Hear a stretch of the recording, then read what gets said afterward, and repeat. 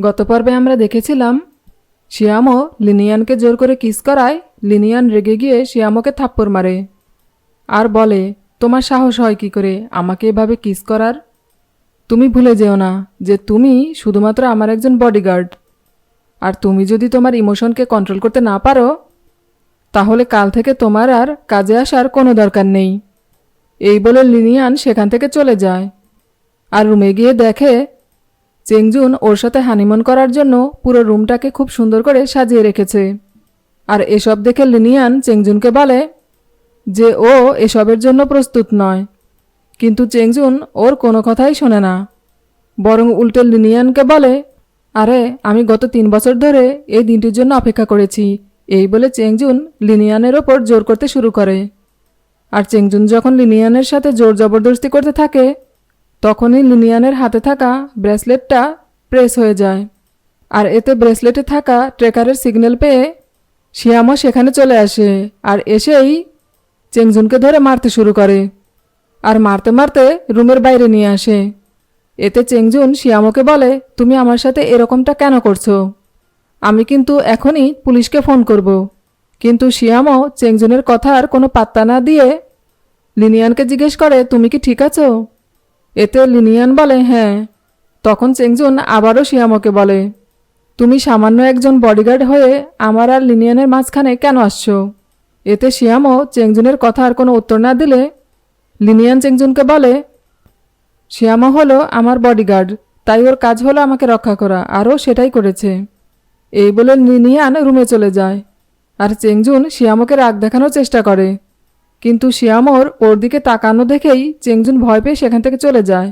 এরপর রাতে বিছানায় শুয়ে শুয়ে লিনিয়ান আজকে যা কিছু হয়েছে সেটা নিয়ে ভাবতে থাকে, আরও এটাও ভাবতে থাকে যে শিয়ামো ওকে ঠিক কতটা পছন্দ করে।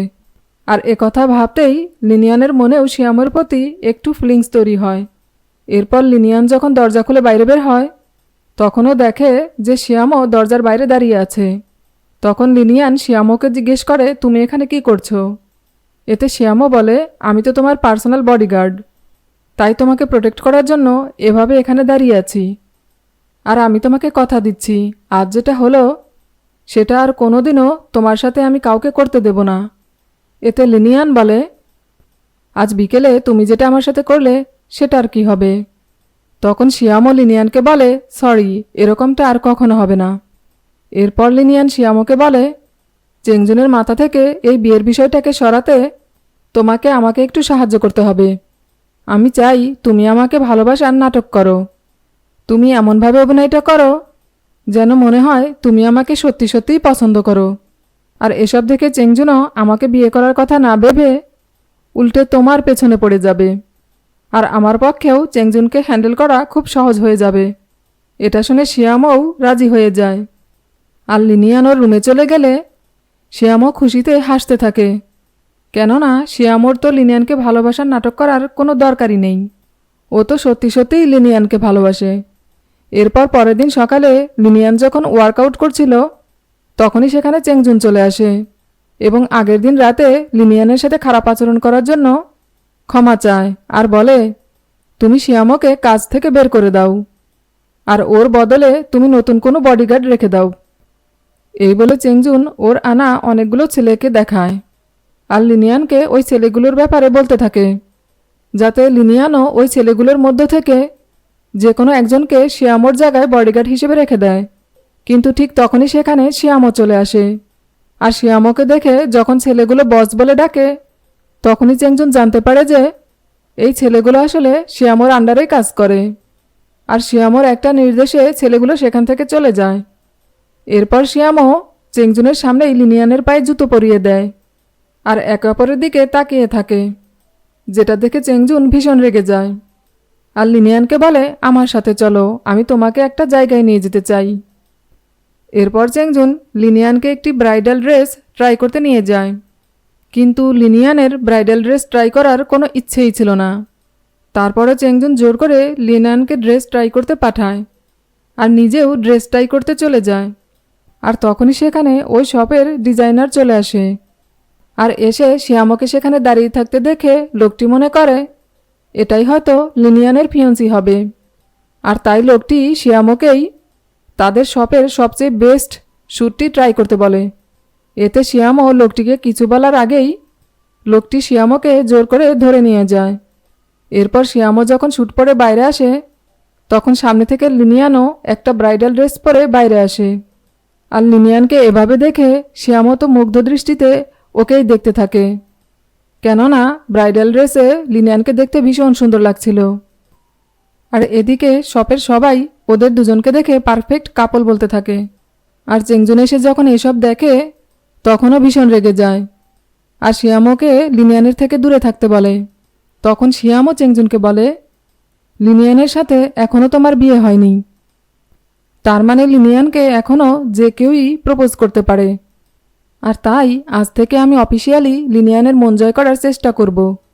এটা শুনে চেংজুন তো একটু নার্ভাস হয়ে যায়।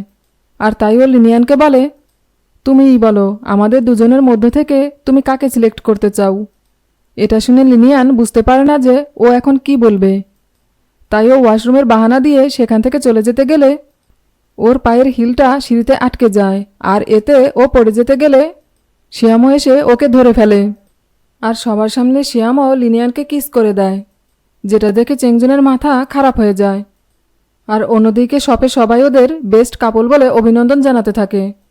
এরপর গাড়ির মধ্যে লিনিয়ান শিয়ামোকে বলে, তুমি আমার সাথে এরকম কেন করলে? আমি তো তোমাকে শুধুমাত্র একটু প্রেমের অভিনয় করতে বলেছিলাম, আর কিছুই না। তখন শিয়ামো একটু হেসে বলে, আরে অভিনয় করতে গেলেও আমাকে তো এইটুকু করতেই হবে, তা না হলে আমার অভিনয়টা রিয়েল কিভাবে মনে হবে। আর এভাবে কথা বলতে বলতে শিয়ামো লিনিয়ানের সিটবেল্ট বাঁধতে যায়, আর এতে লিনিয়ানের হার্টবিট বেড়ে যায়। আর তাইও শিয়ামোকে দূরে সরিয়ে দিয়ে ওকে আরও প্রফেশনাল হতে বলে। আর এই বলে গাড়ি থেকে নেমে পায়ে হেঁটে বাড়ি যেতে শুরু করে। কিন্তু যখন ও রাস্তা দিয়ে হেঁটে যাচ্ছিল তখন ওর শুধু শিয়ামোর কথাই মনে পড়ছিল। আর এভাবে অন্যমনস্ক হয়ে ও যখন রাস্তা ক্রস করছিল তখন একটি গাড়ি এসে ওকে ধাক্কা দিতে গেলে তার আগেই শিয়ামো এসে ওকে বাঁচিয়ে নেয়। আর ওকে বাঁচাতে গিয়ে শিয়ামো আঘাত পায়। আর এতে লিনিয়ান বাড়ি গিয়ে শিয়ামোর শার্ট খুলতে থাকে। এটা দেখে শিয়ামো লিনিয়ানকে শার্ট খুলতে বারণ করে বলে, এবার তুমি কিন্তু তোমার লিমিট ক্রস করছো। কিন্তু লিনিয়ান শিয়ামোর কোনো কথাই শোনে না, বরং ওর শার্ট খুলে ওর গায়ে মেডিসিন লাগিয়ে দেয়। ভিডিওটি যদি আপনাদের ভালো লেগে থাকে তাহলে এর পরের পর্বগুলো দেখার জন্য চ্যানেলটি লাইক, শেয়ার, কমেন্টস এবং সাবস্ক্রাইব করবেন।